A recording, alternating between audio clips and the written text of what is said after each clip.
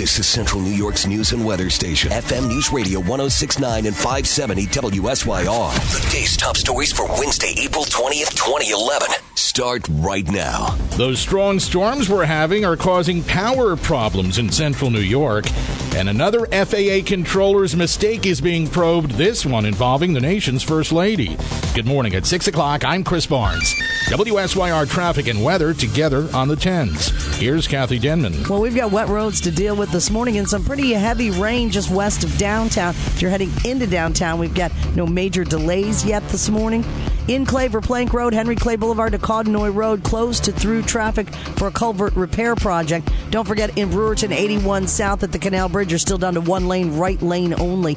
Next update at 6:10 in the WSYR Price Chopper Traffic Center. I'm Kathy Denman.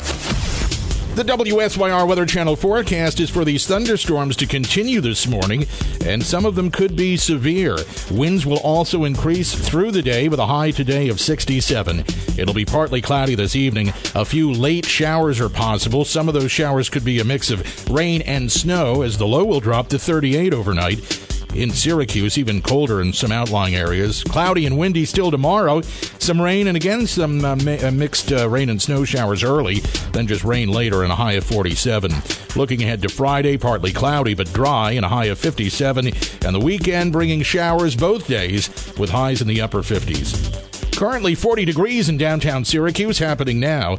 Some strong overnight thunderstorms and some still passing through central New York are causing power outages. And at last check, National Grid was reporting over 3,500 addresses were without power, including many near Camillus and Elbridge. Also, a fair number of customers are affected in Cayuga County. We have another line of these storms coming through shortly, so we could have further problems. We'll be following this for you today.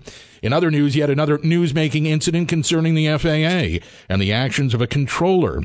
It's now investigating a Monday incident involving First Lady Michelle Obama's plane, saying controllers had it aboard a landing at Andrews Air Force Base after it got too close to a huge military C-17 that was also landing at the time.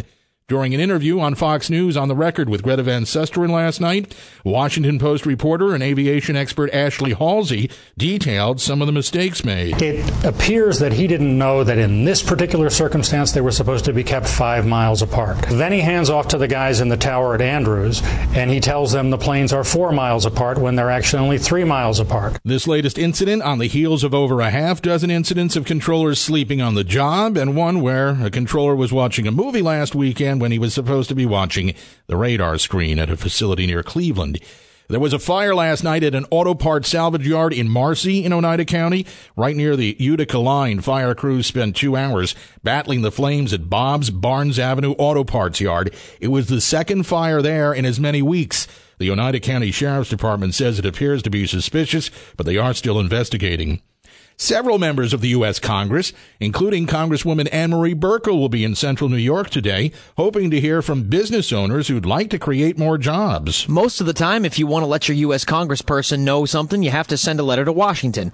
That won't be the case today. Members of the House Committee on Oversight and Government Reform will hold hearings in Irondequoit and Syracuse for the public to come speak with representatives. Among those visiting, New York Congresswoman Anne-Marie Burkle. The purpose of the hearing is to hear from them what government regulations are troublesome and bothersome to them, what stands in the way of their success, what creates a burden for them. The hearings are open to the public, but there is limited seating. Anyone wishing to testify must register with the committee in advance.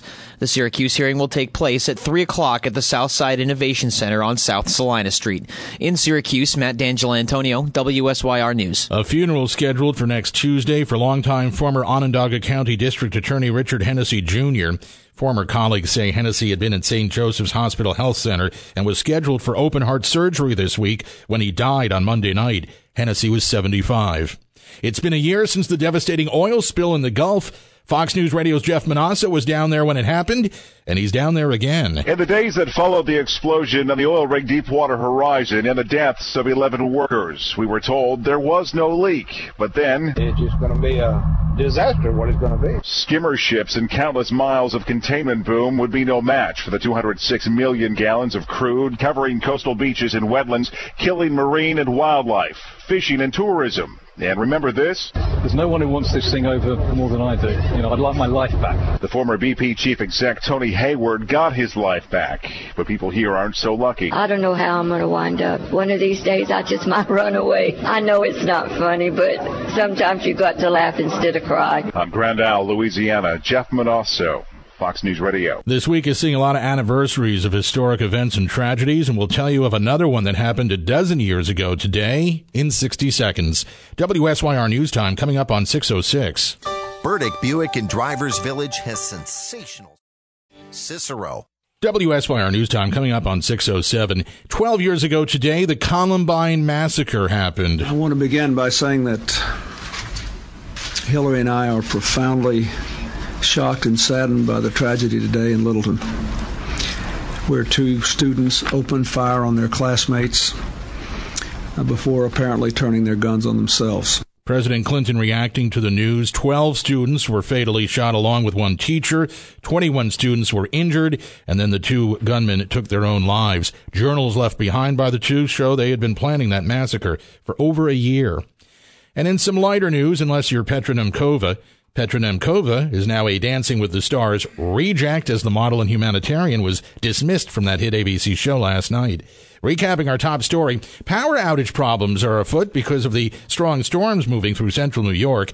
At last check, National Grid reporting over 3,500 addresses without electricity. Locally, many are located in Camillus and the Elbridge area. Right now, it's 41 degrees in Oswego and 40 degrees in downtown Syracuse. We're seeing lightning again, so the storms seem to be nearing the city once more. And this news was brought to you by M&T Bank. Next update at about 6:16. I'm Chris Barnes, FM Newsradio 106.9 and 570 WSYR.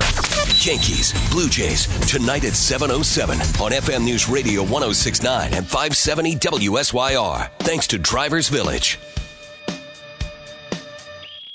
Just looked out the window and I saw some lightning, so the next amount of storms is moving through right now. And another hour and a half, and then we'll pretty much be done with it, although we could see another round coming up later today, because if we do get some sunshine later on today, could be firing up some more storms. Nice temperatures, though. Well, I mean, not yet. Joe glances at the thing. What's the temperature? What's nice about 40? The temperature now is what it's been for like 3 weeks. Yeah, I know. 41. Right? But Nick says, we're hitting 67 to 70 today? Yeah, and that could bring some thunderstorms again later on today. There you go. That's the downside. Had about an inch of rain between 2 and 3 or 3 and 4 this morning. Oh, and, I heard it. Vivid lightning and thunderstorms and some power problems. It was pelting my windows, let me tell you.